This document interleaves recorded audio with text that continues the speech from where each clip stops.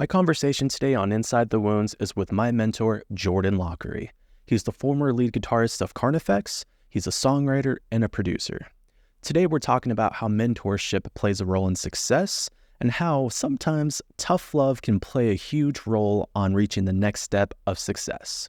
I'm Joaquin Rodriguez, and this is Inside the Wounds with Jordan Lockrey. I actually have some exciting news. So, you know that little thing that we were working on together for about a year or so? Mm-hmm. I think it's called the Gloom EP. Oh yeah, something like that. Yes, sir. little something like that. Yeah. Wait, once this episode airs, the first single is already going to be out.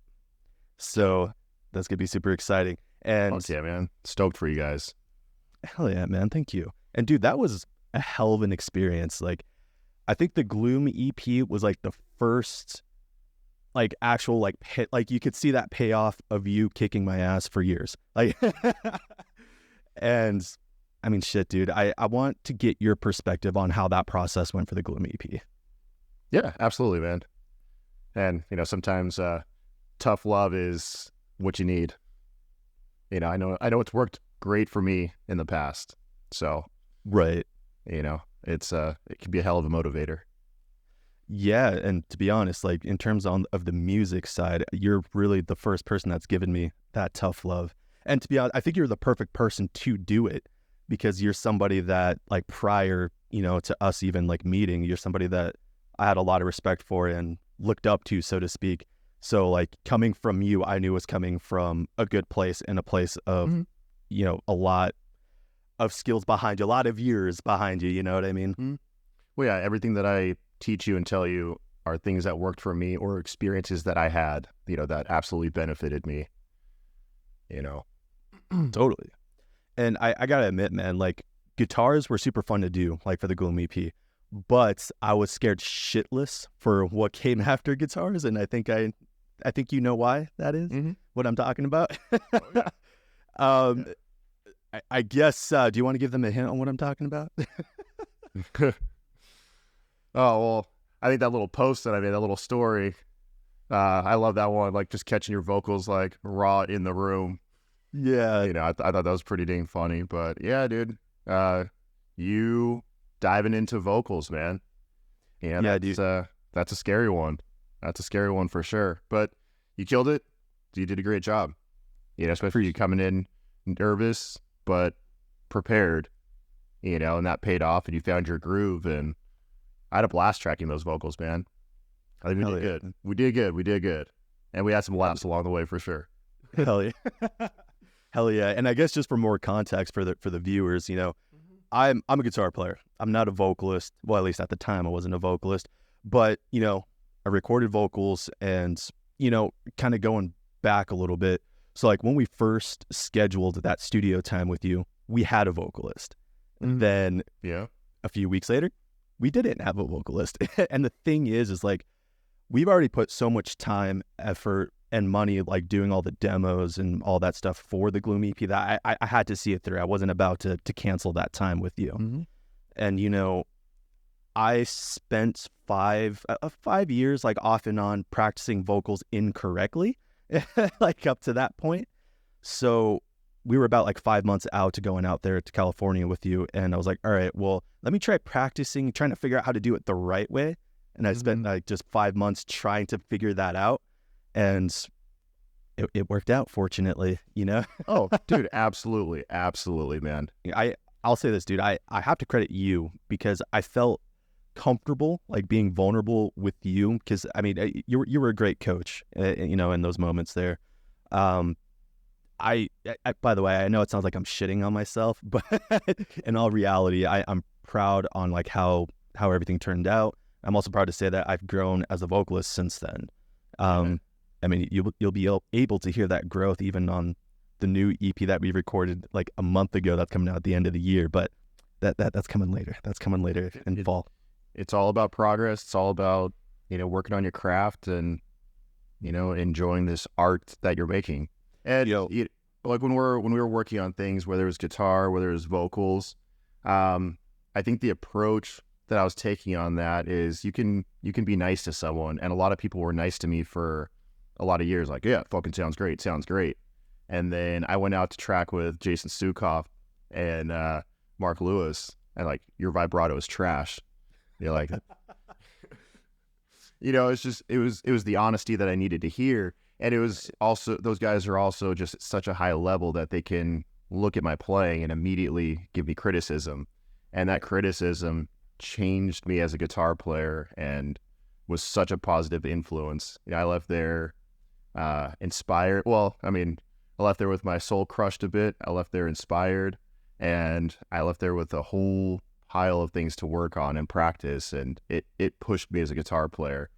And so while a lot of people were nice, like, yeah, dude, that's fucking sick. Look at all those notes you're hitting. These guys like had, they were honest with me, and they were able to critique my playing and push me to be a better guitar player. So the next time I went out there, I was more prepared, and it was a better, more smooth experience for me. Yeah, because you know what you did on the first round, you know what you loved, you know what you didn't love, and you take those things and apply them for the next round.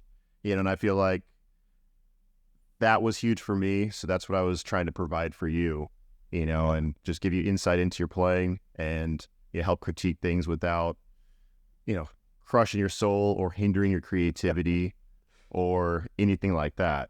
It's got to be like the right balance of, motivation and, criticism. And it's kind of weird to talk about criticizing art, but, we're talking about criticizing technique. Really. Exactly. When it comes to the art, we're working together trying to, make the most badass songs that we can, the songs that we're the most stoked on and the most proud of. What sounds the coolest to us. Right. So. Yeah, and I mean, it's just kind of like what we were talking about like a couple seconds ago. It's like that criticism, that tough love, so to speak, was coming from a good place. It was coming from somebody that we trusted and had the same end goal as us. You know what I mean? Mm-hmm. So, absolutely. And that's what makes it feel, I guess, safe in a way. You know what I mean? Because this is somebody who isn't out to get me or talk shit about me, like harm me, so to speak. It's to make me better. Yeah, I'm there to work together and make something awesome. And you have to be comfortable. You have to be open. And you're absolutely right. It can be a tough one, especially in a band, 4 or 5 people that all have their own opinions and all have their own feelings about how a song should go and how it should be finished and what should go where and how it should happen. So it is a very difficult one for sure. Totally. Yo, can I tell you one of my favorite parts about doing the Gloom EP? Let's hear it. All right, so one of my favorite experiences was being able to use the gargoyle guitar to track everything. Oh, yeah. The reason for that is because that's such a sentimental thing to me, because the first Carnifex song that I fell in love with was Die Without Hope, and you used that guitar in that music video. Mm-hmm. So making that connection, it was like, it almost just felt things just like came full circle. I mean, for that to happen just like felt like just amazing. It felt right. And I'm glad that we had the opportunity to do that. It's just crazy how things work sometimes.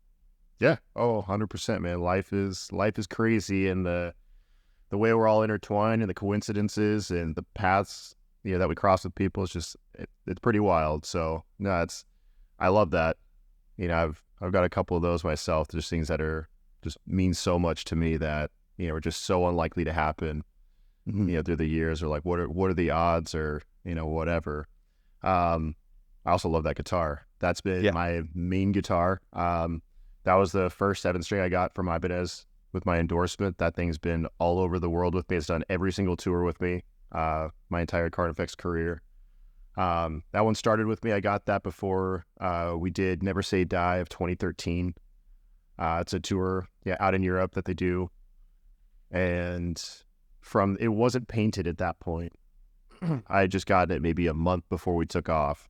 And then after I got back, but before we took off for the Die Without Hope tour, a buddy of mine, Matt Hutchison, painted that gargoyle on there for me. Hell yeah. And also, did the headstock too to match the whole thing, which is pretty fucking cool. Called the Nargoyle. Hell yeah. Well, I appreciate the backstory on that, because I don't know if you actually told me the backstory about that. I knew that wasn't the original paint job for sure. I actually think I know what the original model, well, what that model was. It was the black RGD, right? The black RGD Prestige. Mm-hmm. Yeah, I not totally up on the model number for that thing. Right. But yeah, it was like the flat black RGD that they were doing. I basically have that exact same guitar, just minus the tremolo system. So yeah, oh dude, I love one of those in a fixed bridge. Like I'm way into that guitar. I think that thing's super stable for having a floating bridge. It's pretty fucking awesome.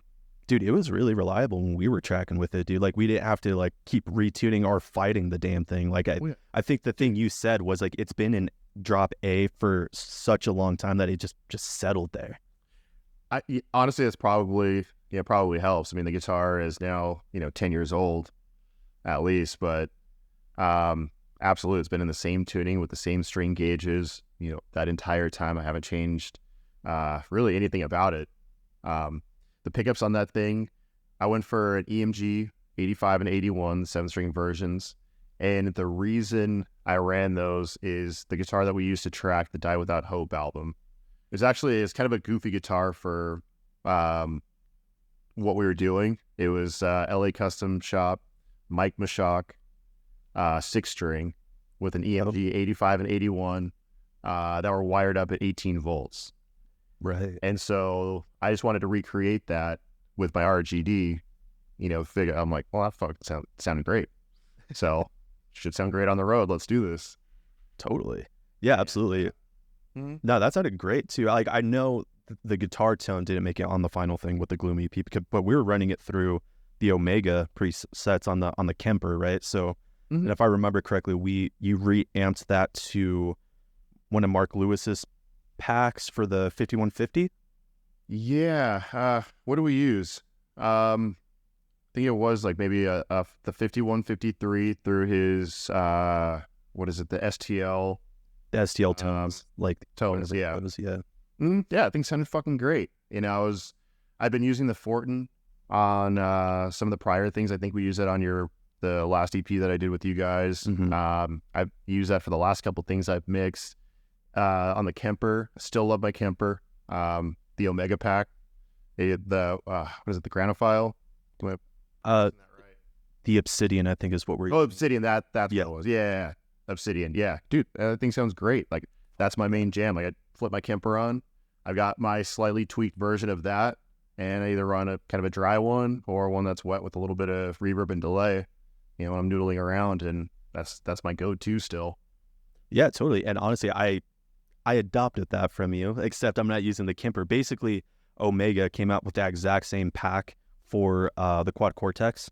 So I totally am like, bro, I love the way it sounded in your studio. So I'm like, dude, I'm fucking taking that shit. Yeah. They make some nice stuff for sure.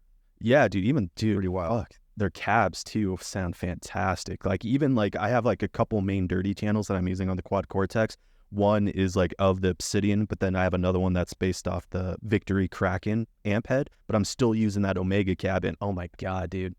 They're doing great stuff, man, and I'm glad they were the ones to make it for this rather than like somebody trying to do it in their home studio or whatever. Like I'm glad they were the ones to make it for Kemper and Neural. That's badass.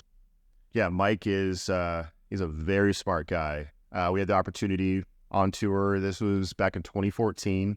I got to swing by his shop while we're out on the road. Wow. I'm a complete idiot and forget exactly where that was, but I love that we got to check out the shop. So we got to see what he was working on with his heads at the time. We got to see the custom cabs that were in production. And I believe what started that one was they were using his cabs. Devil Driver was using his cabs. It was a Devil Driver Whitechapel co-headliner. And that's kind of what got that one going. So stopped by his shop. Got to meet him, hang out, and from there, we caught up multiple times while we were out on the road. We wanted to run some of his cabs back when, and just weren't able to pull that one off. But God, all of those things sound so good, and dude really knows what the hell he's doing. Yeah, he does. Cool story. So, kind of random thing. The very last tour that I did was the South American dates when we did Knotfest. Well, we did Knotfest Bogota. We did a club show in Bogota, and then we did that other show in Costa Rica with Slipknot as an opener for Slipknot, and kind of that open air deal. But at Knotfest, Mike, he was doing doing guitar tech, just like the whole rig tech for Mick. Yeah. So we got to meet up out there, and I got the full rig rundown on all of Mick's stuff, and that was super fucking cool. And God, what a guy to have in your corner, setting up your guitars, your live amp tone, and having there with you on stage to make sure nothing goes wrong. It's impressive. They're running a cab. They had this huge road box on wheels, things all basically soundproofed, and ran a cab inside of that thing and mic'd that. Yeah. I know those guys love to run ISO cabs, both Mick and Jim. And dude, I love it. Probably makes for just great sound out front, and they just had a completely dialed in tone. So that was pretty fucking cool. Yeah. So when you were on that tour, like, did you get to interact like with Mick or Jim or anybody in the band? Yeah, actually, we met Corey. We were at lunch. Hell yeah. This was the Costa Rica date. That one, it was kind of like open air festival vibe. You had a big outdoor stage. Probably 10,000 people there, something crazy like that. And there were 4 of us opening up the show. So yeah, it was more of like small show vibe as far as like the backstage. It wasn't like the festival vibe, whereas ton of people, tons of stuff going on. We all had our separated dressing rooms, but there was kind of the common area, and we're all out there having lunch, and Corey came by the table and thanked us for being there. It's definitely a fanboy moment. Got a little nervous, a little sweaty. Of course. Dude, it was cool as hell. Actually, it was funny. Like during all the travel, we were kind of crossing paths with the guys in the airport, and I'll give them the waves and all that kind of stuff. But we appreciate them having us out there and giving us that opportunity. I mean, that was huge. Yeah, dude, I'm so glad that you all had that opportunity. Yeah, dude. And I go back to like 7th grade me, jamming the shit out of like the original Slipknot album, and then Iowa. Yeah. Holy fuck. But just talk about full circle moments right there. That's something I never thought I would be doing. Never thought I'd play a show with those guys. And just to be acknowledged by them was pretty insane. Does that very, very grateful for those moments that I was able to experience, through those years. Dude, hell yeah. And in a situation like that where you're playing a show with one of the people, like one of the bands that you've looked up to, does that give you like extra fire or extra motivation to put on a show for your set?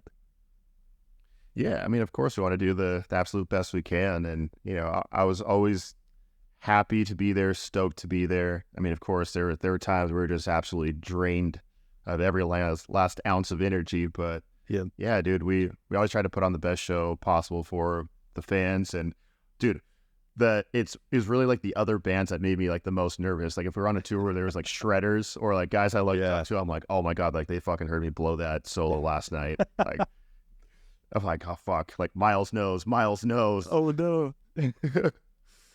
But that's really the one that's like the one that gets me the most nervous is playing for other musicians. Like for sure. Yep. It's like that's the one that gets me. So depending like on who's there certain nights, oh fuck, like don't blow it. Right. Exactly. That's hilarious. But I understand. But yeah, you touched on this a couple times earlier, but let's take a step back a little bit. So obviously you did the Gloom EP, which is our second EP, and you happen to do the first one as well, which is the Bloom EP. So I guess like in your mind, how much different was Bloom from Gloom? Oh, well, I mean, God, the way you guys progress as musicians, and just also progress as humans. I mean, you guys came out to do the Bloom basically fresh out of college, and that's kind of the beginning of it all, for you. So, yeah, it's really awesome to see just all of you guys grow, as people, as a band, as musicians, I love it. And that's part of the thing. Like we're buddies. I care about you. Like I want to see you be like the best musician you can be. And that's why I push you. Like there's, it's tough. Like when you learn something, when you dedicate so much of like your life, or so much time to something, you do it because you love it and you respect the hell out of it. And yeah, I've come across people that I just will not give like the time of day to, or give like the knowledge, the inside look, the whatever, the little secrets and things that took me a long time to pick up and learn, because they don't respect the craft. They don't respect whatever it is that you're doing, whether it's guitar, whether it's both, whatever it is that you do. Just respect what you do, and you give music, guitar, all of that stuff that kind of respect. And so I want to give you whatever knowledge that I have, the little bit that I picked up through the years from doing this thing. I want to help. I want to help push you, and that's why I want to share all of that with you. And why it's important for me to help you guys be best musicians you can, help you progress, and be there as a buddy. And guitar homie, or whatever you want to call me. For sure. And I appreciate that, man. And I agree with you. And for me, the Bloom EP felt like a night and day difference between Bloom and Gloom. Because I mean, back in 2019 when we did the Bloom EP, we had kind of a completely different lineup other than myself and Ryan. But even at that time, like, I felt like I was good at guitar, but I really quickly figured out, like, when I showed up with you, I'm like, oh shit, I'm not as good as I thought I was. I'll shut the hell up. Dude. But honestly, dude, that was the greatest gift I think you could have given me. Like, just like really kicking my ass during that moment, like back in 2019, because that is exactly what I needed. Because when I left, that studio session going back to Colorado, I was like, holy shit, like, there's a lot that I want to work on, because I never want to be like in that situation again where I feel like, fuck, I felt really good, but then kind of get knocked down. So that helped me be able just like to really kick my own ass, in the sense of like taking everything you said like seriously. And I think we saw that coming back to the Gloom EP. So like I loved that. So I appreciate that tough love, like what we said earlier. I appreciate that coming from you. Oh, dude, I kind of feel like it's a rite of passage. When you go into like, a recording session like that, because I held everything to the same standard that I would hold myself to recording the Carnifex tracks or anything on that level. We wanted it to be as clean as possible, as in tune as possible, the very best takes, and, also make sure the songs were the best that they could be, so I put, all the effort I had into it, and you just wanted to make sure we all did the best we could. Totally. And, dude, sometimes like I said it before, but it could just be absolutely like soul crushing, some of those times, because I've been at points where I thought I was feeling pretty good on guitar and thought like, all right, I got this, I'm doing pretty good here, like I'm ready, and oh buddy, just got humbled the fuck up. For sure, dude. But it makes us better. And being able to look at it like that, leaving the studio and being able to like analyze your own playing yourself and see it that way, and not let the defense mechanisms kick in and go, oh, fuck that guy, and I am a great guitar player. And you are a great guitar player. Like the things we're talking about, it's like you're 95% there. We're talking about the last, the 2, 3, 4, 5%, like just these last little incremental things that you can add on to the top of your playing to make it just that much sharper, that much better, and make sure that we're, just as close to perfection as possible. So it's one where it can turn into a thing where it's like we just stress and fret over every detail, but by doing that, those recordings turn out that much better. If everything's at its best, you end up with something that's just so much better, and then it's forever. That music isn't going anywhere. No matter what, it's there forever. Totally. Yeah, man. And with that, that's your legacy. Yeah, absolutely. And with that being said, like, how important do you think like having mentorship is? Oh, dude, it's great. The things I've learned from the old timers in music, and now that I'm building boats in the boat world, it's like that's everything. That knowledge that's passed down from the old timers, from the guys that have been there, from the guys that are doing it, or that have been doing it for years, the guys you looked up to.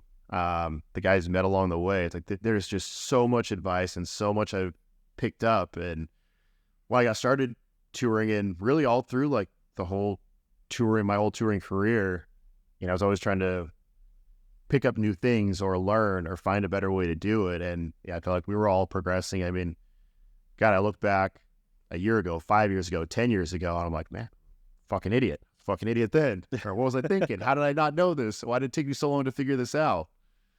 But, you know, if you keep your eyes and ears open and your mouth shut, you know, you can learn a lot. Yeah, there's a lot of people out there that, you know, have just a huge amount of information and a lot to teach. And there's also a lot of people that aren't necessarily trying to teach you, and you're learning from their example on what not to do. Yeah. It's like it in the workforce. You know, I've had a lot of bad bosses and worked for a lot of bad people that have taught me what not to do. Yeah. And those are also great lessons as well. You know, so you see a lot of examples, good and bad, out there. And, you know, it's always a good thing if you can find one of those old timers that'll take you under their wing, or, you know, just be willing to share that information. And I think what that comes back to is just having the respect for the craft. You know, the guys see that, like, you give a shit, you're genuine, you appreciate it, you respect them, you respect what you're doing. You know, they're happy to pass on that information, pass on that knowledge, and you help keep the thing going. Because if everyone just goes to the grave with all the secrets, tips, information, whatever, it's like things will die off. Yeah, all that will die off. So are you my old timer? Is that what you're saying? Fuck, I guess so, dude. With the amount of gray that I got coming in this beard, like, yeah, I'm the old timer, man. I'm over the hill. Oh no, man, you're only in your mid-30s, right? Or early? I'm in my mid to late 30s, whatever. That's over the hill. No, it's not. Shut up. But go ahead. You know, I got probably 10 years on you, and so having been around the block a little bit, you know, just try to share what little information I have. So whether maybe I'm that boss that you're learning what not to do from. Oh no, bro. No, dude, you've been a fantastic mentor for me, man. I mean, like I said, I wouldn't be where I am as a musician if it weren't for you. You know what I mean? So I really appreciate that from you, man. Dude, and it keeps getting better, man. Like, I keep revisiting, like, the things that you keep sharing things with me too, like whether it's, you know, just lessons, like guitar lessons that you want me to work on, and I'm building that. And I mean, you've done some guest spots in a few of our, you know, the EPs that we've done, and learning your guest solos that pushed me like a motherfucker too, and that's been great for me. So that everything that you're passing on to me, I'm taking very seriously. So I mean, I know you know that, but I appreciate that, man. Yeah. So I guess when you were younger, like before you started, you know, getting successful in your, you know, music career, did you have like a specific mentor? No. You know, growing up, this is before YouTube. This is before, I mean, really computers. Like, we had a computer in our household, but there's no YouTube. There was no like video. There was nothing like that. So it was really tough growing up. Like, my mentors growing up, or like the guys I looked up to playing guitar, were guys that were local to me. Mm-hmm. You know, I took lessons at a shop called Sounds of Music, small little music shop in Temecula. We had, Sounds of Music and Whitaker Music, and that was just a small little shop that basically just sold stuff. But Sounds of Music, they had lessons, so there's a lot of teachers in there, and some of the employees, like, well, let me back up to the lessons. The very first guitar teacher, this guy named Jeff, he was the hard ass, and he was the one, like, dude would ridicule me if I like didn't come in with my lesson prepared. And this was like Mary Had a Little Lamb, you know, in my lesson book, like playing to a metronome. And if I was like playing out of time or hitting wrong notes or blowing it, you know, he would let me know. Yeah, he'd let me know. But God, man, you know, he really pushed me to be a good guitar player. So I didn't want to disappoint him. Yeah. Also, you know, it was important to me to, you know, pick up these lessons and fight through the beginning of learning how to play guitar, because it is difficult, man. I showed, like, when I got my first guitar, I'm like, how do I make it sound like that? You know, referring to like the albums I was listening to, you know, which at that time was like, you know, Pennywise and Offspring and Blink-182. Right. And, you know, a little bit of Metallica. I think I had, like, when I started playing guitar, I had, like, just found Pantera. Like, why doesn't my guitar sound like that? You know, it's just these clean tones. Right. But I had no idea. And God, like, you got to fight through it, man. You got some time before you can get to the point where you're doing some cool shit on guitar. So it's like, I had that desire to play, and I had the people in my corner that were inspiring me to do the thing. Cause I see it, you know, with kids, you know, it's a tough one for them to pick up an instrument and be excited about it and want to go dedicate those hours to learning it. I mean, you have to dedicate hours to this shit. And I still, to this day, you know, will play a half hour to an hour of guitar a day. I call it my coffee jams. It's first thing in the morning, and I get up, make some coffee, sit on the couch, and play a little guitar while I'm having my coffee before I start my day. And, you know, I do that one because I love guitar, and it is a great way to start the day. But, dude, I also don't want to lose my chops, you know. Totally. It took 25 years to build all that up, and, you know, it's not something I want to let go. But back to the music shop, you know, there's a couple guys that worked there. You know, that Death Metal Steve was one of them. Dude, you know, we're like 13, 14 years old. This guy is like long black goatee, long black hair. Hell yeah. And he's like, you need to stop playing this Metallica shit. I'm going to give you a list of bands right here. Oh, dude, he's like, I will give you a handful of free picks if you don't play any Metallica riffs for a month.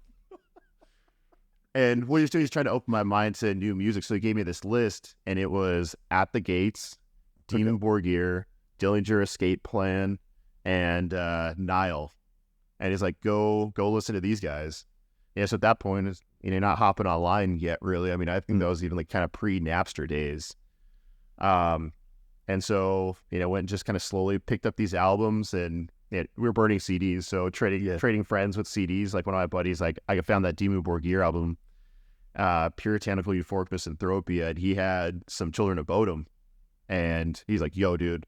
He's like, listen to these guys. So we like traded CDs and, you know, burned them. And from there, it took off, you know, finding like the European, like whatever they're called, like the melodic death metal, basically. Yeah. Like finding like the Soilwork, Children of Bodom, Demon Borgir, like black metal, some of that stuff, like Demon Borgir, Children of Bodom, Dillinger Escape Plan, just all these bands that were just things I had never heard before. I mean, the most extreme thing I was really listening to before that was like Pantera and Slipknot.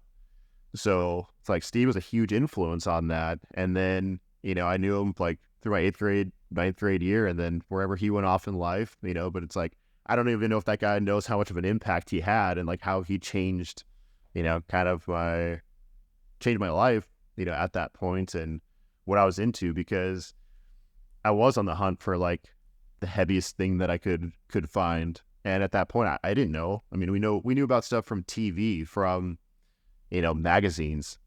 We didn't have like YouTube. We didn't have, you know, Spotify, Apple Music, any of these things where they just, oh, you put this song on and it'll give you every band in that genre, and really makes it easy to find new bands, new music, everything. Like you had to search this stuff out, you know, if you wanted to find it. So some of those guys early on made a huge impact on me and my playing. Dude, I love that. Yeah. And, you know, I feel like one of the most important things you could do in your life is find a mentor that you could fully like let your guard down and fail repeatedly, because I feel like if you're able to do that, that's going to catapult you to where you want to go a lot faster versus if you didn't have like that mentor. So, and I mean, and I appreciate you sharing that story with me. I didn't know that about you. So that's really awesome to hear. Oh yeah. Dude, okay, one last thing about that. I could go on forever, but part of the lessons. Please do.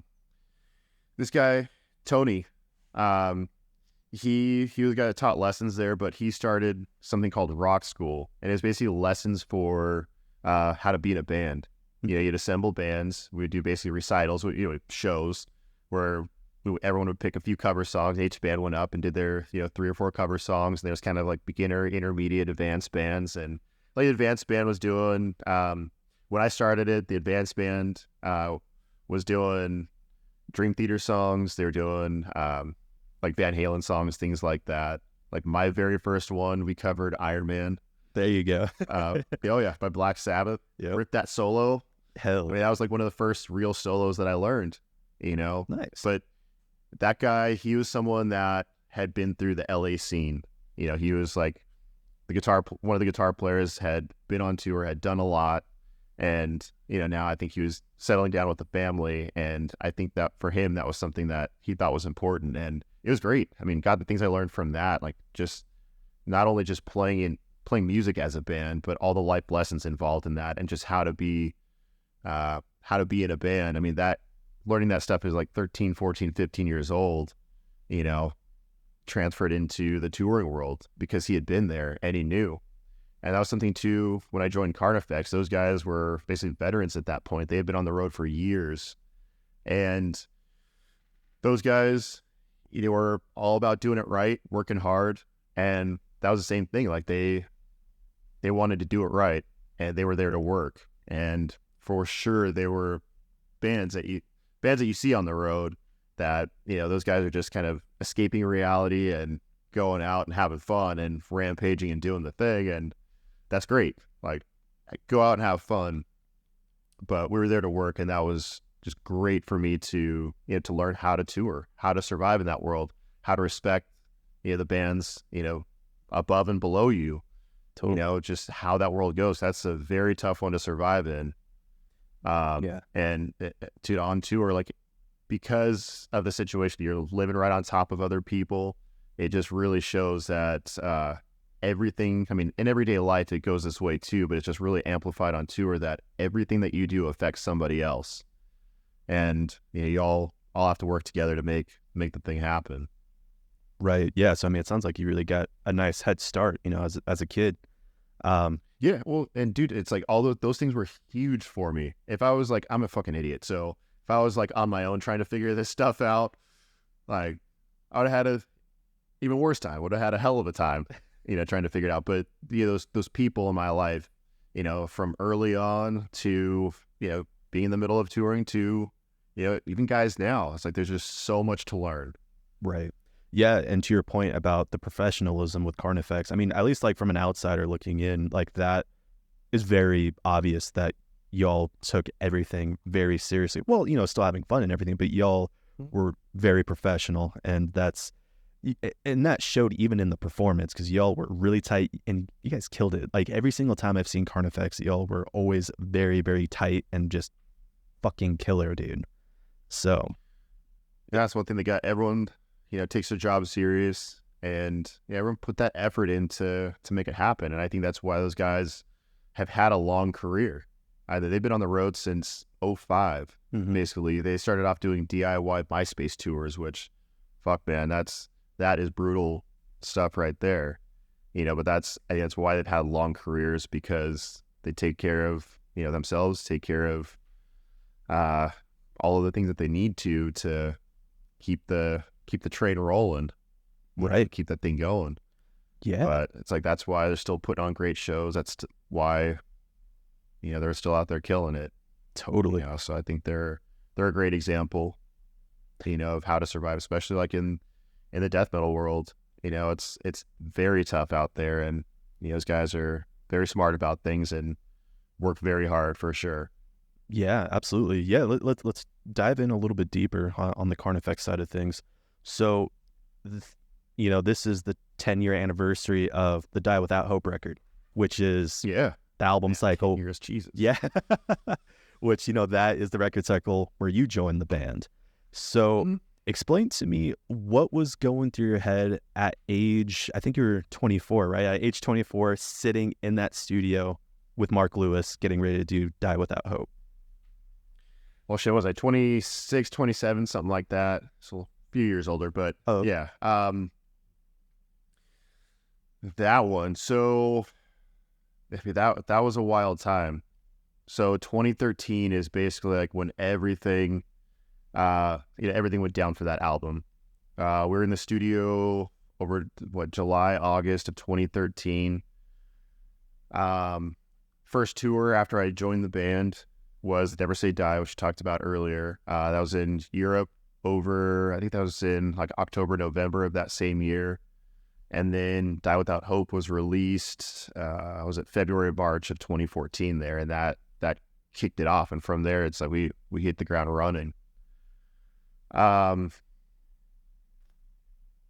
now leading into that experience, I was in medical device sales, so I was doing, getting all done up for work, still rocking the long hair, but getting all fancied up, business casual, whatever, going out selling wound care supplies, and this opportunity arose. Scott gave me the call and said, "Hey, this was end of 2012 is when all of this got rolling. They're in the middle of writing Die Without Hope. So Scott had reached out, invited me to, come down to those writing sessions. And I think that's how we tested the waters and just saw how the vibe was, how we all worked together. And that was the beginning of it. I played before the band. I'm sure some of you guys probably knows the band went on hiatus into 2012 there. And so I joined them for those last 3 shows that they played, or that we played before the hiatus, when we're quietly writing Die Without Hope and signing to Nuclear Blast, which again, fucking crazy. Some of my all-time favorite bands, are on Nuclear Blast. Right. It's crazy. Totally. Some of the ones that we've been talking about, so that was absolutely insane. And the respect that they gave us was just crazy. Things I thought would never happen. So yeah, basically quit my job doing the medical device sales, sold off a lot of I had a little jet boat at the time, sold off my little commuter car that I was using for work. And, we continued to write those songs until we went to the studio, in August of 2013. Absolutely insane experience. We've talked about that one. I mean, it was just like, those memories are just so fresh in my mind because that was, the first time for all of this, recording at that level, getting to meet these guys that were our heroes to me and are responsible for some of the most badass, metal records out there. And what's cool too is like getting to go into these rooms, these control rooms that these guys have, where some of my absolute favorite records were recorded, with these guys. Like it's just so fucking cool. Also nerve-wracking, and talk about an intense pressure. Totally. To step my writing up. But before that, I was, local band guy. We did some recording on our own laptops, for ourselves. But going from that to legit, professional recording with, these guys, it's just, as prepared as I thought I was, kind of mirroring what you said earlier, as prepared as I thought I was. Holy shit, dude. Yeah. Talk about getting humbled up, but it was also, it was a very positive experience, but it was, I learned so much from these guys, and I appreciate their openness. To share these things. I'm sure they could have been like, yeah, dude, like, hit record, go ahead, track that solo. Yeah. And they're like, no, maybe we can rework this, or here, why don't you try it this way or that way, or here, let's do this or that. And, it just definitely changed me as a guitar player, as a musician, and, only solidified that this is what I wanted to do with my life. Right. And, totally. Just really went for it. Yeah, and so you did a grand total of 3 full-length albums and an EP with Carnifex. So from that, from all those years, what are some core memories that you still have, with the band that stick with you? Really, I mean, like, dude, some of my all-time favorite things are the memories from touring.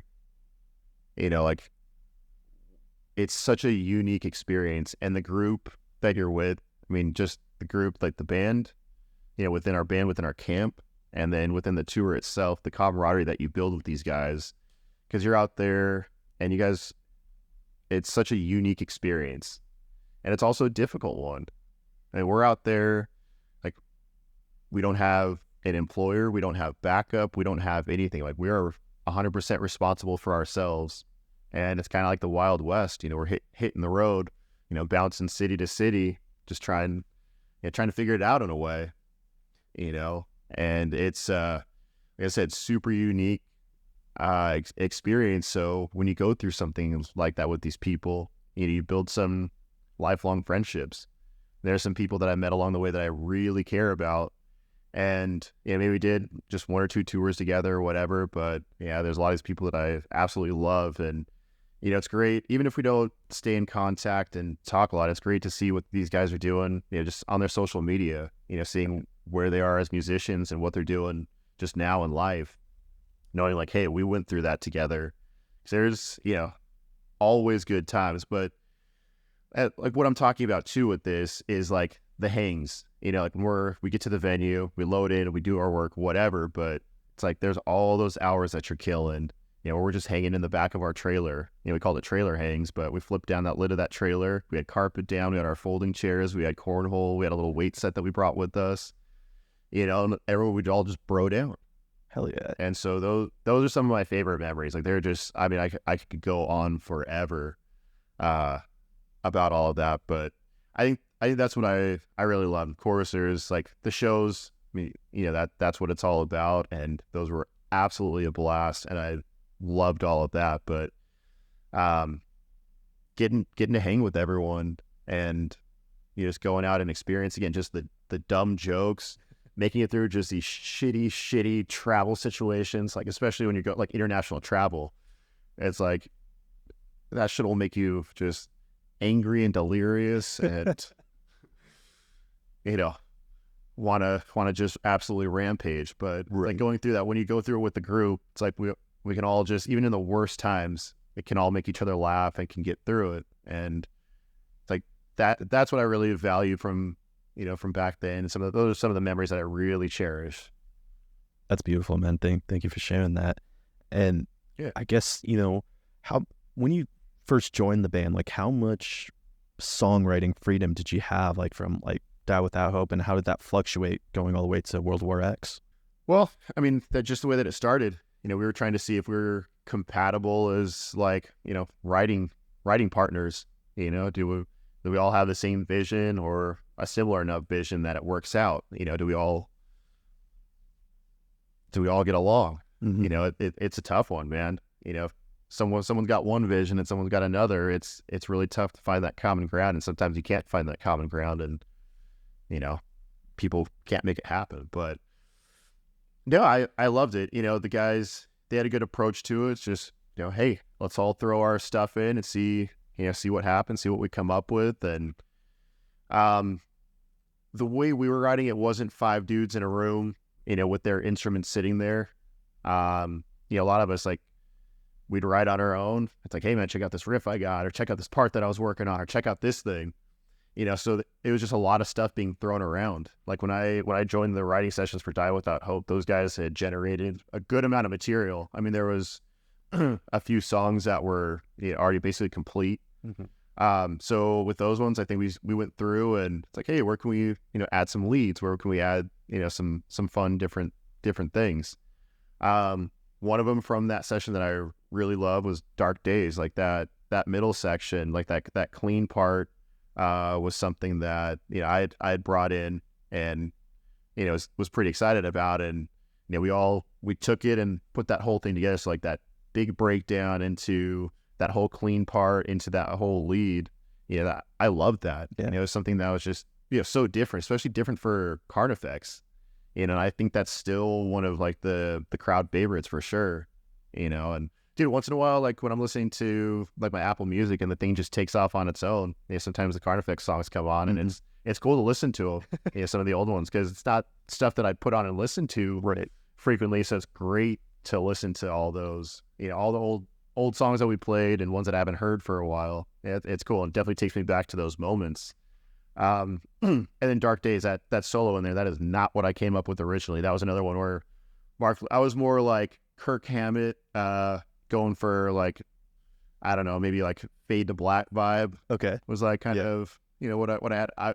I'd love to dig up what my original, I want to look for that. I have an old hard drive. I want to look up the original and compare it. That'd be awesome. And there was some original stuff on there for sure. Like from my original solo, I'd say it's probably about half and half, but he's like, dude, let's go for something that he's like, let's feel it. So like those intro notes that those long extended held out notes. It's like that really set a vibe. And rather than just, I think I was going a little more shreddy, and it just didn't have the feel or the emotion in it that, you know, Mark heard when he heard that clean melody. He was like, no, this is what we need to do. And absolutely, it was the right move. And, you know, love the direction that he pushed that solo, and he made it what it is today. And I think it's definitely classic Carnifex, you know, for sure. It's actually the first Carnifex song I heard ever. So that's pretty dope. Yeah, there you go. So that one, yeah, Sean, it's funny. Sean's actually a pretty good guitar player, you know, definitely a better guitar player than I am drummer. Say that, but yeah, dude, you know, and something that even beyond his like technical ability as a guitar player, I think he's got the ability to like hear what he wants, you know, out of the guitar, and then he was able to make that happen, or, you know, help describe it to, you know, me and Corey, like, hey, here's what I'm going for on the vibe of this, or here, take this and make it what you guys would do as like the guitar players. So Sean generated quite a bit of material and did a lot of the writing for the band. Yeah, I think that's impressive. I thought that was pretty dang cool. Yeah. If Fred, that dude holds it down in his corner on the bass, and I got to play my long, tall bass here. But, you know, he wasn't someone that came in with riffs. Like, he's a great guitar player too. Like, dude can play, I mean, he'll hop on the guitar, play some Black Dahlia riffs. I mean, he knows his way around the guitar, but, you know, he really puts his focus into bass, and I love that, because he approaches bass like as a bass player, just as a bass player, you know, rather than like me, I'm guitar player, you know, coming from a guitar player perspective, you know, same thing with you. So with him, yeah, he's finding that balance between the rhythm with like the drums, you know, locking in with that, accentuating the guitars and the melody that's going on. So bass is definitely an interesting balance. So I like Fred's perspective on there, and he's not someone that wants to be flashy, but shines like when the moment's right. So there's a lot of nice bass melodies that are, I don't want to say hidden, but just kind of subtly in some of the songs, you know, and I think that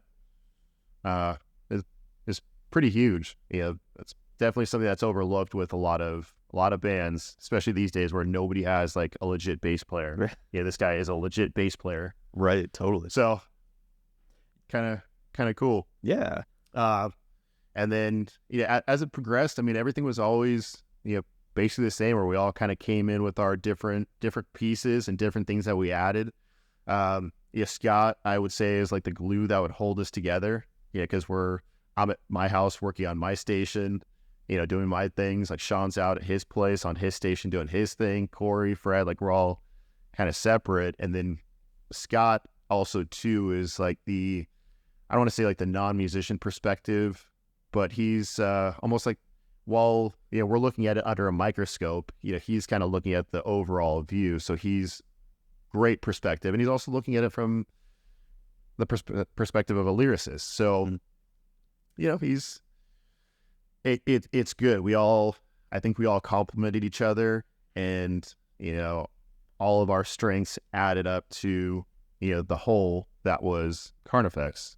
Right. And so, yeah, I love those writing sessions. I mean, the writing, recording side of it is something that I absolutely love.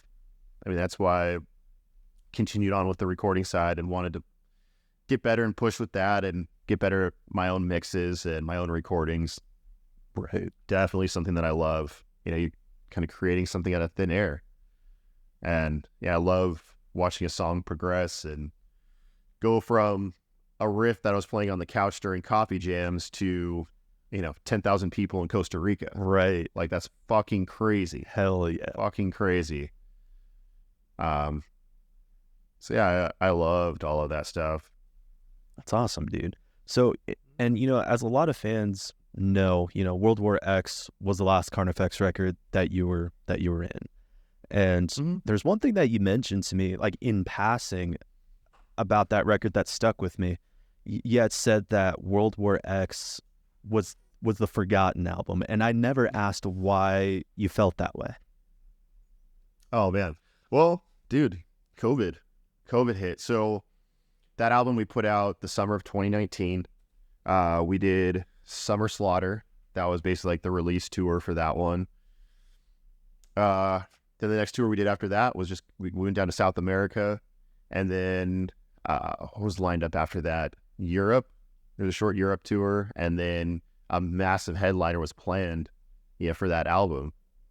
And dude, it was the day before. I had already left the band at that point, but it was the day before they're supposed to take off that the tour was canceled. Like, they canceled it on a Thursday night or something. So that bus was there, that equipment was loaded up. There was just, God, I mean, I can imagine just what that cost to just stop a tour like that. But that was the beginning of COVID, and they shut everything down.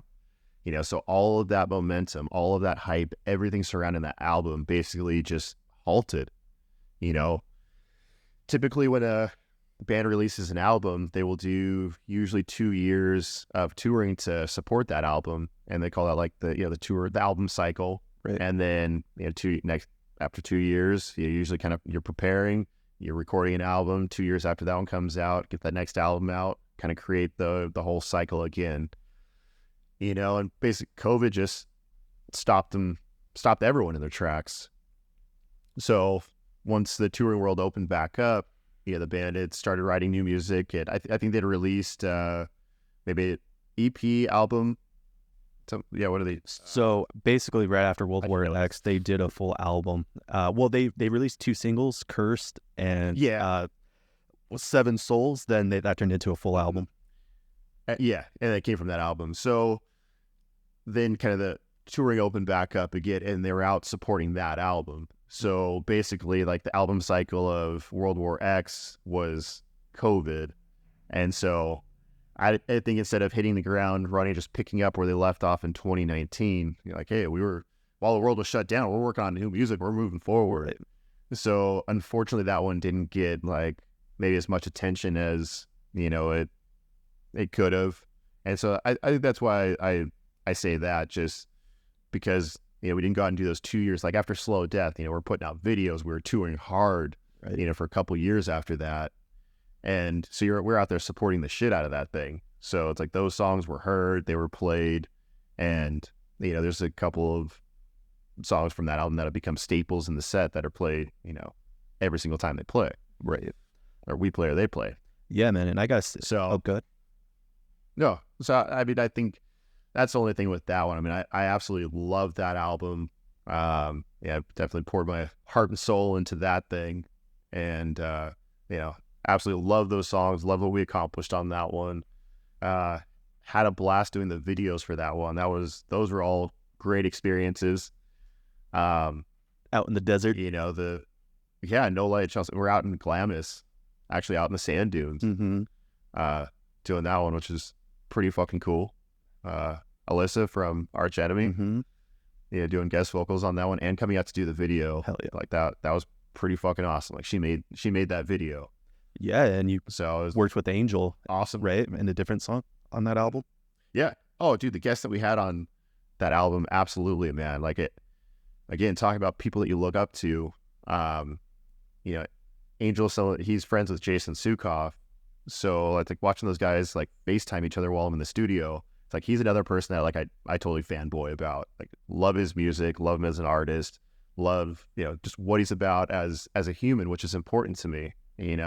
I'm not someone that separates the art from the artist.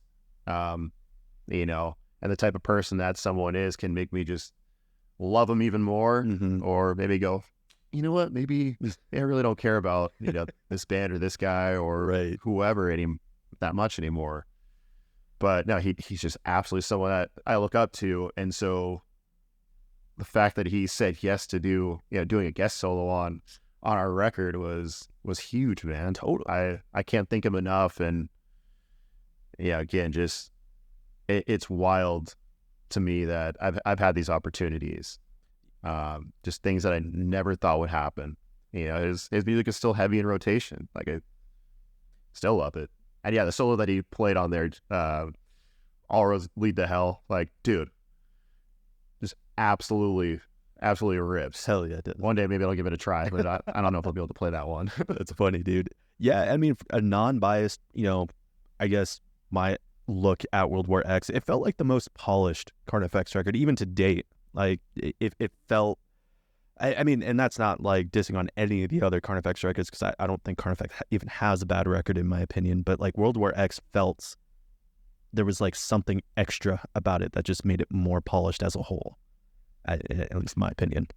Nice. Yeah, I mean, I think probably what it was is like we were just at that point, like we were all just so like sharpened, from working with basically the same crew, Mark Lewis and Jason Sukoff. We're working with the same team, going into the studio. All of us in the band, like we were out touring like crazy, playing these songs like crazy. Like we were hungry for sure. And so, we were pushing it. I was trying to be the best guitar player that I could be, best musician I could be. I mean, we're touring with phenomenal musicians. So, every night on tour is just very influential.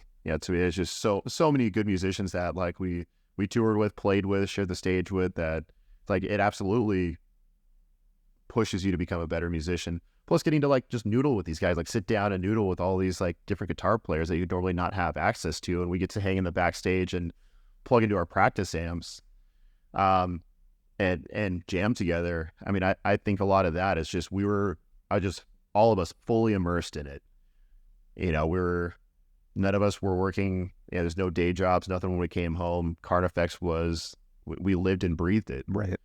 And that was starting, I think 2014, well, leading into Die Without Hope, that was also the most, like the guys, let me think of the right way to phrase it. The guys were they were refreshed, they were hungry, they were focused. We were signed to a new label.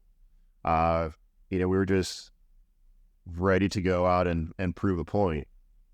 Absolutely. and work hard. And, I think that just progressed through those years.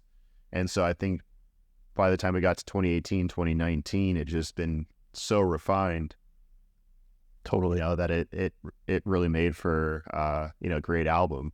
And dude, those songs, like, some of those that I wrote on there, or I, wrote the majority of, I had started, a couple years prior. Some of them that I've been writing and rewriting, and we'd all been writing and rewriting, for years. Like that one, Scott and I worked very closely together on, a lot of those. And yeah, we put some serious hours into these things, trying to make them the best that they could be, something that we enjoyed, that we were proud of. And really, I think, the band, before, during, and after me, all we played is just what we wanted to hear, what we thought was cool. I think we weren't writing for an audience, what we think people want to hear. Right. We're like writing for like what we thought was cool, what we want to hear, what we, like what gives you that gut level reaction where you're like, fuck yeah. Hell yeah. And that's really like what it's all about. And I think like, with your art, if you do something that's genuine and something that you're stoked on, that it translates, it carries on. People see that, and maybe they'll appreciate it, maybe they don't, but at least it's genuine. And typically doing something that's genuine is what works. Yeah. And I mean, going off that, genuine, authentic. Yeah, for sure. And going off that, looking back at your career, what's the song that you're most proud of? Oh, goddamn.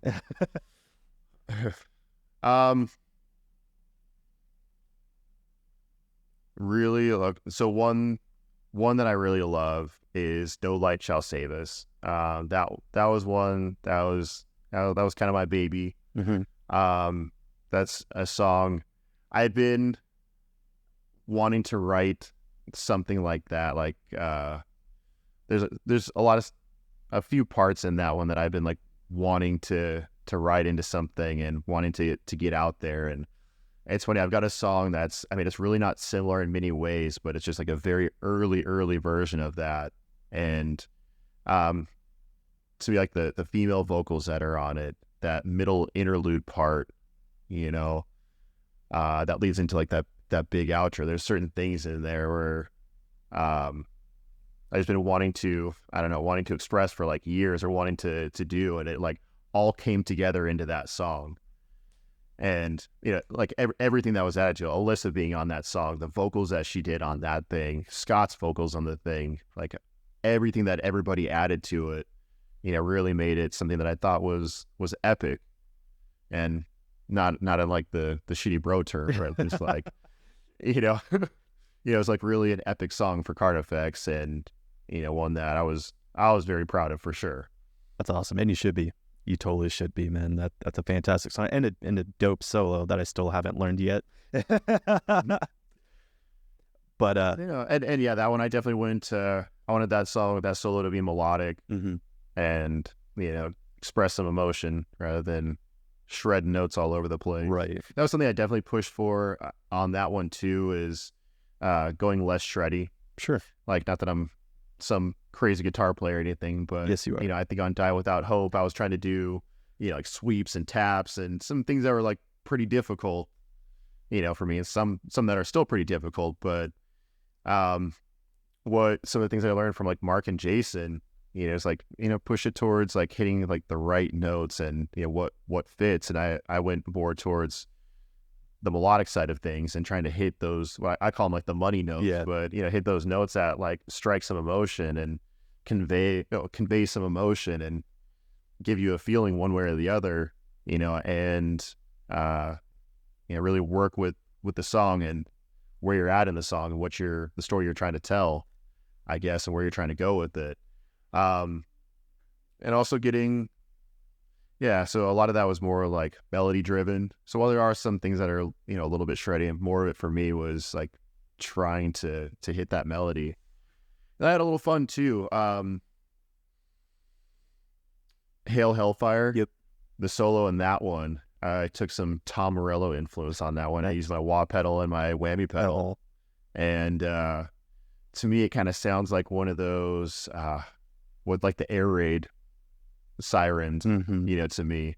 The part, like the part that we're going into, that little bit of a solo, I had rewritten that one a few times. I mean, I had one version that kind of sounded like some Rings of Saturn, real dissonant stuff. It's just not the vibe. Like, let me take a little break, come back with a little fresh air, maybe mess with these pedals, and I'm really stoked. Like, it doesn't sound like a guitar. It's not the typical guitar thing, but it, like, those tones are super ominous, and I had fun with that one. Yeah, for sure. Yeah, and I think that's kind of like a good segue here too. I want to dig into a topic that you and I have argued about in the past. Oh, great. So, well, first let me ask you this: like, what are your thoughts on playing / writing with feel versus approaching it with like more of a technical understanding? I mean, I think they all play a part. Yeah. My best comparison to playing guitar, learning guitar, being a musician, is basically the same as like writing. So we're trying to express something. We're trying to express a thought or an emotion. So like any writer, they're gonna learn how to articulate that emotion. Right. You're gonna learn how to write, how to form sentences. You're gonna learn what words are. You're gonna learn what the alphabet is. Then you're gonna learn words, sentences, structuring these sentences, putting these paragraphs together, formulating an argument, expressing complex emotion, complex thoughts, like all critical thinking. And so I look at it the same way as guitar. Yeah. If you're unwilling to learn the language, if you're unwilling to learn, how to form a sentence or an idea, then you're not going to be able to articulate that thought or emotion on your instrument. Sure. So I think that's why those things go hand in hand. I think you're going to get a lot further as a musician. Not you, I'm just saying kind of the general you. Right. Like as a musician, you're going to go further the more technical ability you have. And I'm not talking about the Yngwie, being able to shred all up and down the neck. It's not like that, but just being able to express yourself on that instrument and also know what you're doing. Because while someone could maybe write a book, that is illiterate or, maybe just has basic information and they're just that freak of nature where like it connects in their brain and they make it happen. That's usually not the case. Most people are English majors and they go to a 4-year university and they, get advanced degrees in this stuff to be able to express themselves in a way that makes it interesting to read, and where you're like, no, I feel that right there. Right.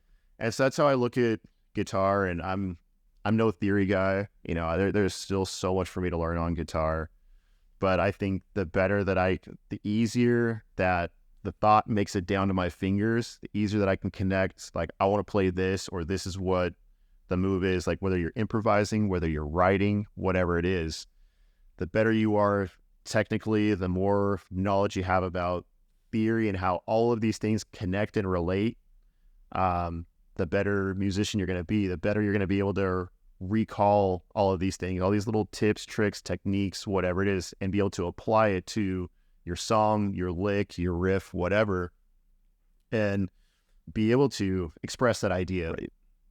And I look at like my early writing, like what I was doing, 10 years ago, 15 years ago, 20 years ago, 25 years ago, like where I was writing, what I was doing, what I was coming up with. And, while you may get the idea, you're like, okay, this song's, maybe he's a little sad or whatever. Maybe it's just middle of the road. Like, for example, a power chord is middle of the road. There's no emotion, like happy or sad, nothing.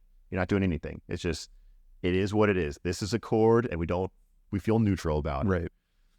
But then as you learned, some of the different things about theory and like the intervals, how all these things, how everything relates, how all these things interact with each other, it makes it a lot easier to express like that complex emotion and get that feeling across through that riff, lead, whatever it is.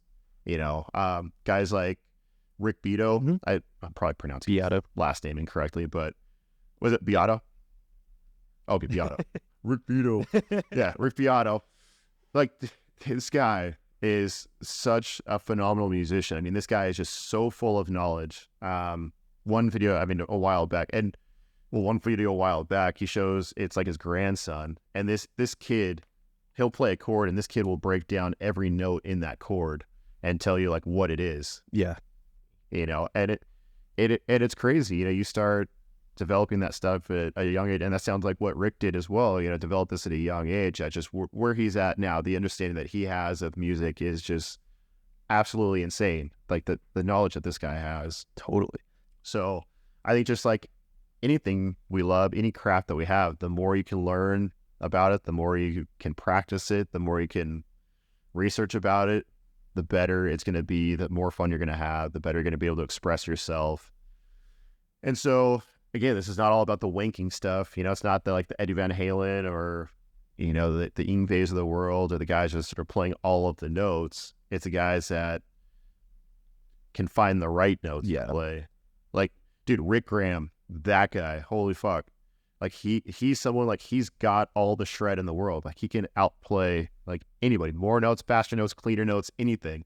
But, God, that guy's got some great feel on the guitar, and you could tell him, like, express this emotion on guitar, and this guy will just play a lick that will describe that emotion or that feeling or take you on that journey, just like nothing. He's able to express that feeling and turn it into his right and left hand on a guitar.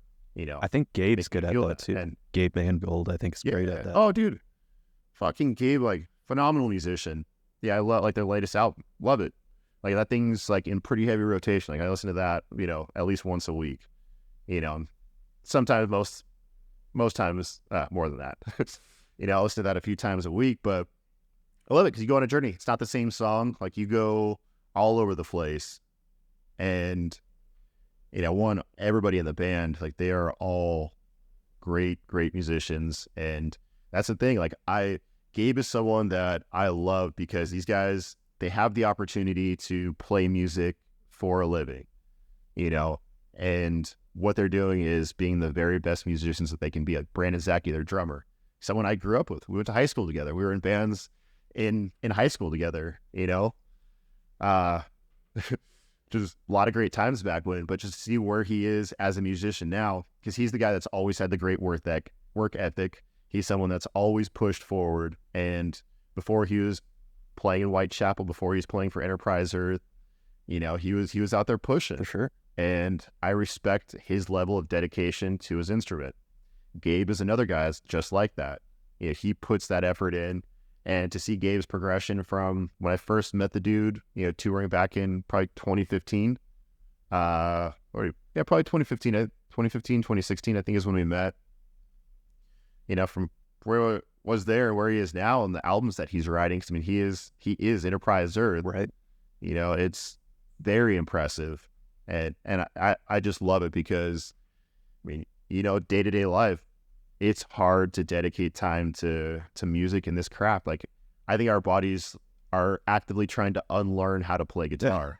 You know, so it's like the fight. Like, you have to keep playing, otherwise, like you're sliding back, right?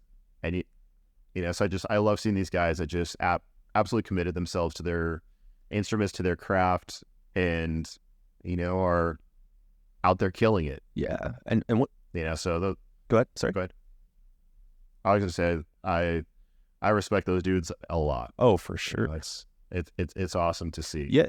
Can't wait for what's next too. Yeah, and you know what's crazy is, like, the more that time goes on, and like the more that I learn from you, like the more that I lean towards like agreeing with you with the whole, like, with the original question I asked versus, you know, feel versus like technical and stuff like that. Because like 4 years ago, I was totally willing to die on the hill that feel is more important than like the technical theory thing. Because I purposely kind of stayed away from theory for like the longest time, thinking it would fuck me up as a writer.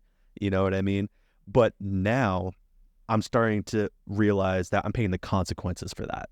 Like, I'm digging myself out of that hole that I purposefully put myself in. You know what I mean? And I love the word that you used. You said express, the ability to express yourself. And I think that's like the best like word you could have chose, because like I think that's when I'm like noticing in myself that I'm struggling with, like, for like limiting myself for all those years, is that I know what I kind of want to get out, but I can't get it out. You know what I mean? Exactly. You can't find the words to get it out. Right. You know, and it's like, the more work you put in, the easier it is to get the, you know, the thought or the motion from your brain down to that piece of paper or into that song, through your guitar and into that song. And it's ironic, right? Because before I was saying that I feel like feel is more important, yet I didn't have the right like words to use to express the feel. Exactly. You got to build that vocabulary up, and, you know, what it'll help you do is just get better at, you know, help you get more refined at expressing those things. I mean, it's kind of like the World War X. You know, after those years, like, I was able to get like my thoughts down to, you know, that record, and we got better at expressing complex emotion. Right. You know, to keep the analogy going, that's kind of the way that makes the most sense to me when talking about kind of the, you know, technicality versus feel versus, you know, whatever. It's all part of the same thing. Yeah, absolutely. So, totally switching gears here. Yeah, let's do it. What's something that scares you right now? I'm in the state of the world. Fuck, where do I start? Yeah, anywhere you want to go with it. What's something that scares you right now? Whether it's, you know, artist related, musician related, or anything. Because I know you're also very much into the boat world too. Like, just what scares you? What scares me is, well, really, dude, just my health. We all need to take our health seriously. If that's anything, I mean, that's one. Like, our lives are so goddamn busy that, you know, we're not taking care of ourselves as a whole. Not to get weird on here, preachy or whatever, but dude, you know, and this is coming from like my experience. Like, I neglect my health at times because I'm pushing to get something at work done. I'm pushing to get this done, that done. And if I can take care of like everybody else or everything else, and then it's fine. Like, if I neglect myself a little bit, but really it's like, if we don't have our health, then we don't have anything. I agree, man. And so I think that's one thing that scares me, especially being the old man that I am. Just kidding. But, you know, dude, for real though, as we get older, man, gotta start taking that stuff a little more serious. And I'm sure, you know, living in a van and buses and whatever else for 10 years and eating on the road, you know, probably didn't help my cause any. And now I'm working around fiberglass boats all day long. Right. So, you know, we'll see how that one plays out. But Yeah, man, I think our time here is real limited. So taking care of our health and making sure we spend time with our loved ones is everything. And the fact that knowing that my time is limited and that time's running out and all of that just scares the shit out of me. And so just value the time that I have, try not to take things for granted, and try to get out there and spend time with my loved ones, dude. And that's also one that was very hard on the road too, is you miss out on a lot. Yeah. There's a lot of good you miss out on. A lot of bad, a lot of the things that you're not able to be there for. I mean, I've had family members pass away while I was on the road, and sometimes you can't leave. There's nothing you can do about some of those situations. Right. My dog, the dude that like slept in my bed every single night for about 10 years there, little homie passed away while I was out on tour. And you're not there for those things, but you miss out on so much. Right. So definitely a lot of sacrifice in this life. So that's something that scares me. Totally. Yeah. And to your point, I guess to go that route. Yeah. I mean, but to your point, I mean, since that's what, go ahead. Sorry. I was just saying, it's just been on my mind a lot lately, just our limited time here. Yeah. I mean, there's two things that you our mortality said that I want to mention. Cause like to your first point, that's actually something I'm struggling with right now, man. Like trying to get everything done. I'm averaging like 4 hours of sleep, dude. And I know that's really freaking killing me. I feel it, So I agree with you 100% on that. And going on the next, your other point there about taking things for granted. We're not here that long, and like, really being there with your family and stuff. And honestly, it's awesome that you say that, because that's actually that's exactly what Gloom is about. You almost said one of the lines of Gloom verbatim. There we go. So must have heard it somewhere. Yeah, well, shit, you did the guest solo on that. So how fitting is that you were right. One of the things that you're scared of right now, we're in a song about. That's fucking dope, dude. I appreciate the fact that you said that. Well, hell yeah, man. I have one more question for you before we wrap this up. Of course, how do you want to be remembered? Oh, fuck, I don't know. How do I want to be remembered? Dude, just the fact that, like, I don't know, you just even remembered, period, that you had any impact at all. Like, it is such a weird one for me, like when I was on the road, like people wanted to hear like my God, oh, my leg's going down. Sorry, just sitting in this chair all awkward. Just the fact that anyone is interested in my thoughts or opinions, or that like anything that I do has an effect on anyone else, that I influence other people, that was a tough one for me, because I am very self-loathing. Have a hard time seeing myself like in a positive light, or that I do anything positive. So I don't think that anyone would even give I feel invisible out there, basically. I don't think that anyone would even give a shit what I'm doing or what I have to say, or anything like that. So that was always a trip for me. But then I also realized, like, okay, well, there's a little bit of responsibility here, to understand that I do influence people, and I don't know. Yeah, man. I mean, for whatever it's worth, dude, like even before you and I met, like, you have no idea the impact that the work you did in Carnifex, again, before we met, had on my life. Like, that got me through so many fucking rough ass times, dude. So in a way, like, you helped me before we even met, and now that we know each other, we're friends, you're helping me now on my craft. So it again, like, so you played a huge part in my life, and I'm sure a lot of other people's lives who are listening to your music as we speak. You know what I mean? So I definitely, I know you know that, but if you don't, in case you don't, I want you to know you've had a huge impact in a lot of us. Yeah, no, dude, I appreciate that. And I know our music, we write it for those hard times that we've been through. We all, life isn't easy. We all go through some very dark times. And I mean, that's what our music is about, is those times. And, I I feel like it helps when you hear that, hey, someone else has been through that and it is okay and you are going to be okay.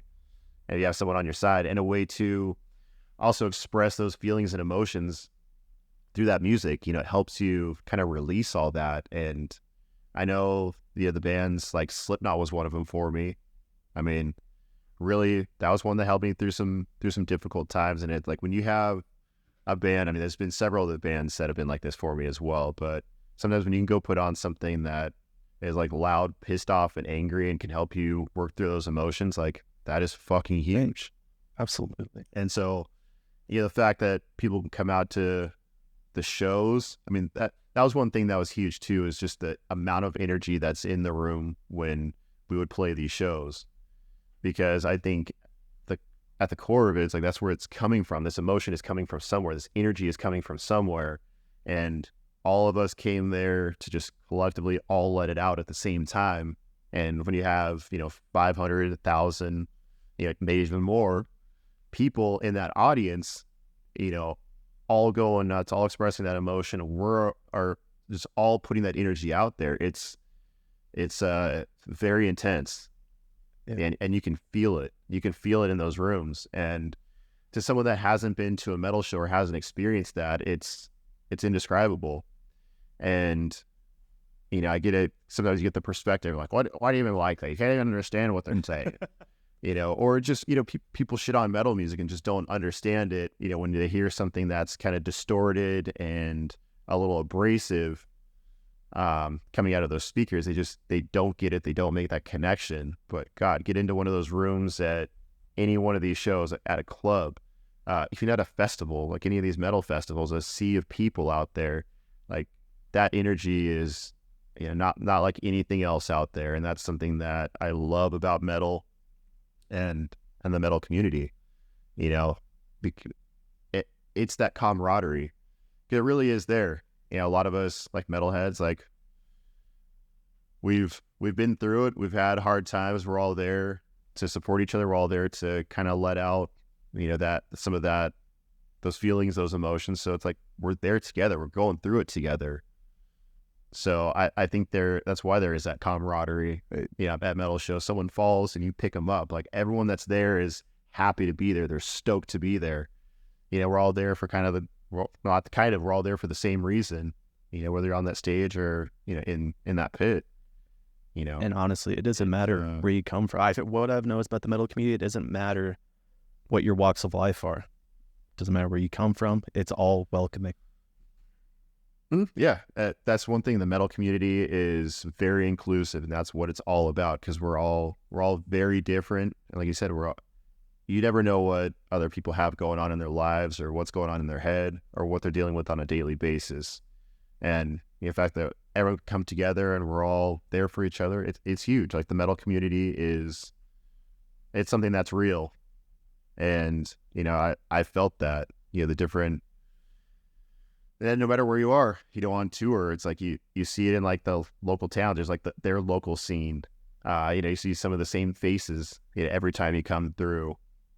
And it's just on all the different levels, from the local level all the way up to, some of these huge open air festivals. Like it's there at every one of them. It's kind of like, just the unspoken thing, but like you feel that vibe when you're there. And totally, that's something that is very unique and huge. And I mean, probably why I'm here, like me going to concerts as a teenager and wanting to pick up a guitar.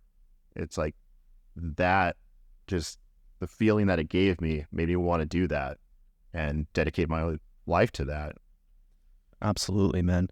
Well, I think that's a perfect place to wrap it up, man. Is there anything that you would like to plug?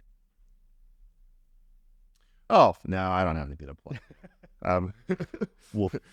Let me build you a jet boat. How about that? Come to Lockrey Marine, I'll build you a jet Perfect, boat. Yeah, so that's what you're doing now. Like, how would somebody contact you if they wanted to get their boat work done?